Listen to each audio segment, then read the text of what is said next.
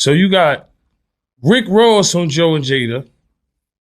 You got Ross telling Mal to you know what and his mom's, which is crazy. It's crazy to a point. I don't talk about nobody's mother. That's just not me. Right. I mean, that's me.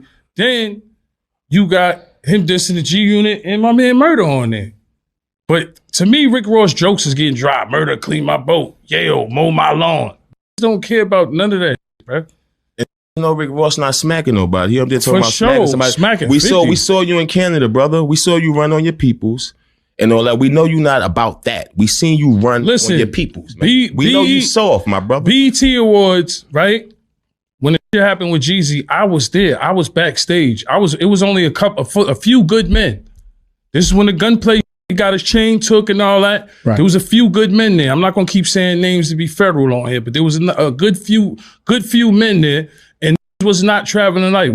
Rick Ross might have taken shots at 50 Cent again, but Tony Yayo just reminded everybody why G Unit was printing millions of dollars while everybody else was just talking. For years, we've watched the back and forth between 50 Cent and Rick Ross, the jokes, the diss records, the interviews. But now Tony Yayo and Uncle Murda are pulling back the curtain on what was really happening behind the scenes when G Unit was at its peak. And according to Tony Yayo, there's a big difference between making noise and building a business empire. In this clip, Tony Yayo doesn't just address the latest Rick Ross disrespect to 50 Cent. He also talks about real power. He talks about leverage. And he talks about why certain artists were making money on a completely different level. Now, I'm about to let y'all hear this for yourselves. But before I do, I just need y'all to like, leave y'all thoughts down below in the comment section, and subscribe. Let's get into it. Stop it for a minute. Stop it. Let it keep playing. Let it keep playing. Y'all want to see all this shit. There's like, but we seen enough. I want to see some more though. Let it play. No. But stop it because I got something to say. The volume is now like Death Row Records, y'all. and this is why I'm gonna tell y'all that. I never thought it'd be like Death Row Records over there. I love the volume. Shout to Hard Rock Betting. Shout to everybody that adds on the show. I love all you guys.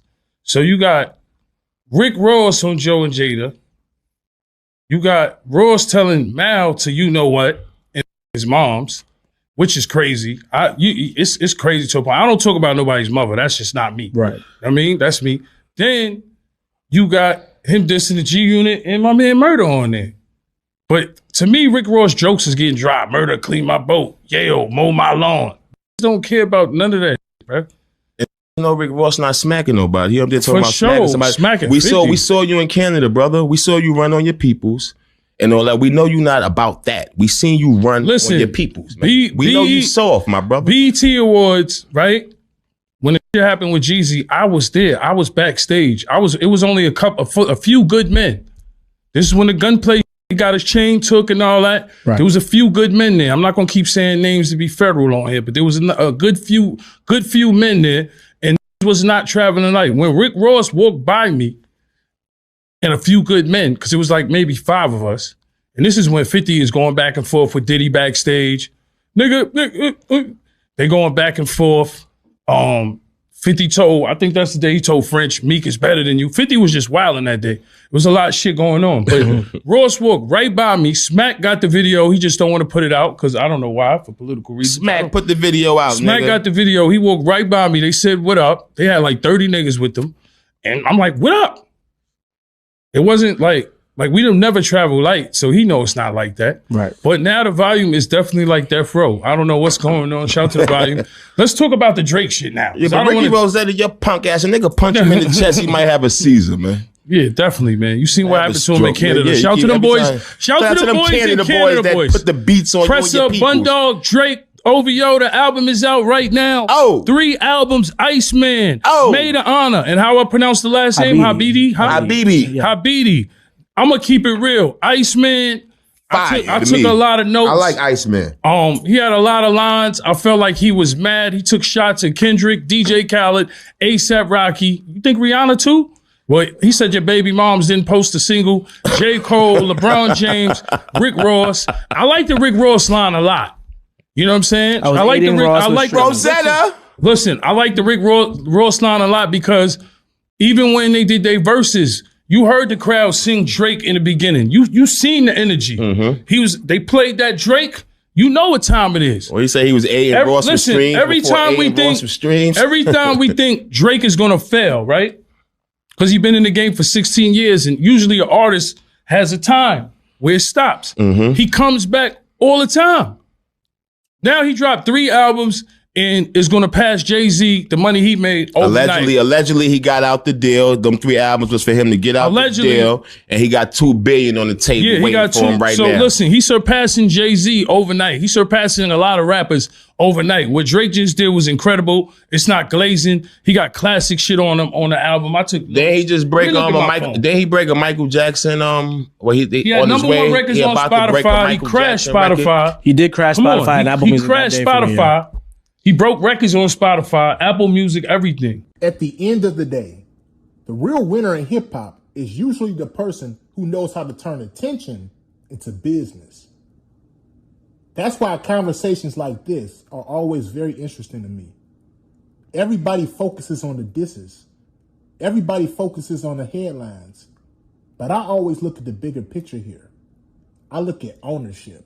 I look at branding. And I look at financial strategy. And I look at who built something that lasted beyond just the music. Because at its peak, G-Unit became a multi-million-dollar brand that expanded from music into clothing, books, video games, endorsements, and television. That's the part of the story that doesn't get talked about enough here. Now, whether you're a fan of 50 Cent or Rick Ross, there's something to learn from all of this when it comes to persistence, marketing, and finding ways to stay relevant in a very competitive industry.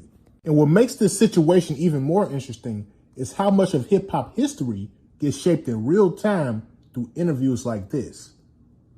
One moment you're hearing jokes and opinions, and the next you're hearing the behind-the-scenes stories that never made the headlines. That's why these conversations hit different for fans who actually pay attention to the details. There's always a layer underneath the entertainment. And that's usually where the real business moves are hiding. Because whether people want to admit it or not, longevity in this business isn't just about having to hit records. It's about knowing when to speak, when to stay quiet, and when to turn your name into leverage. The artists who understand that tend to stay in this conversation long after the music charts move on. And that's the part that separates a moment from a legacy. So let me ask y'all this. Do you think Tony Yayo made a fair point about G-Unit's success compared to the way Rick Ross approaches these situations? Let me know your thoughts down below in the comment section. And make sure you like and subscribe. Peace.